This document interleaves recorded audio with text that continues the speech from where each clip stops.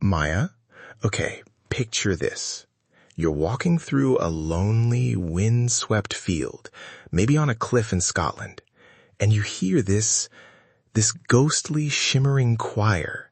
It's rising and falling, but there isn't a person for miles. No speakers, no hidden stage, just the air itself singing. Okay, that sounds like the beginning of a very beautiful horror movie.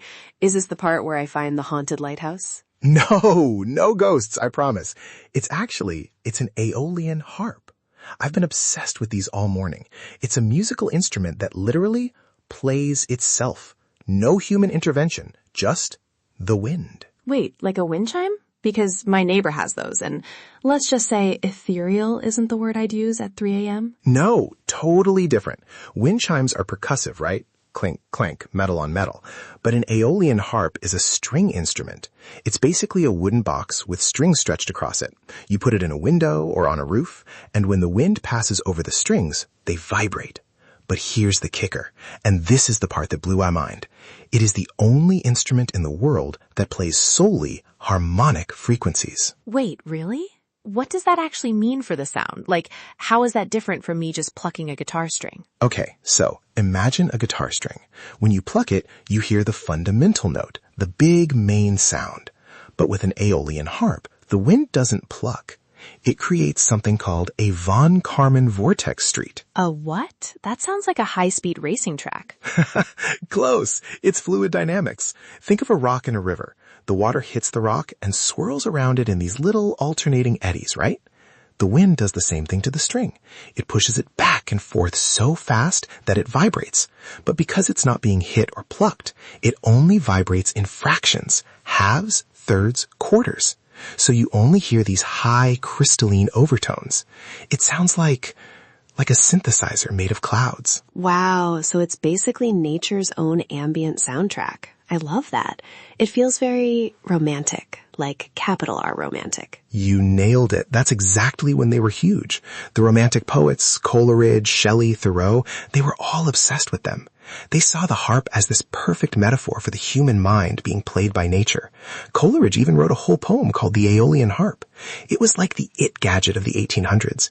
People would just pop them in their windows and let the breeze do the DJing. I can see why. There's something so peaceful about the idea of a house that sings when the weather changes.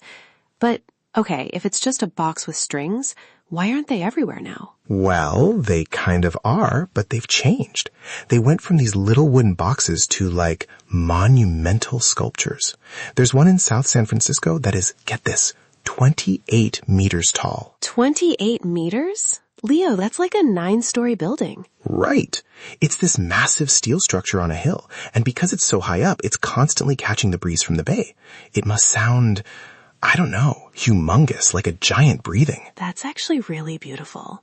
It's like we're giving the wind a voice. Exactly. And there's another one in Nova Scotia that's shaped like a giant fiddle. 10 tons of steel. It's the world's largest fiddle, but it's actually a wind harp. You can see it from ships coming into the harbor. I love the idea of these giant silent giants just waiting for a gust of wind to start a concert. It's so much better than, the usual city noise. Totally. It's like the ultimate slow music. No skip button, no algorithm, just the atmosphere. Speaking of not skipping, if you're enjoying this dive into the world's hidden wonders with us, you should definitely join the loop.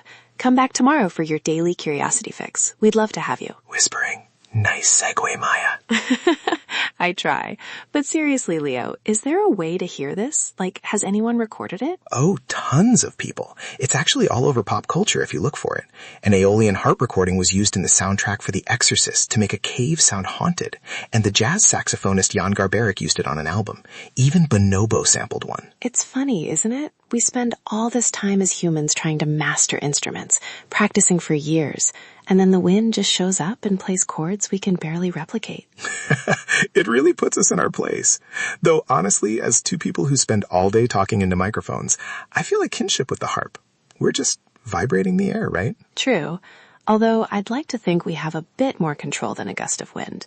Or maybe we're just programmed that way.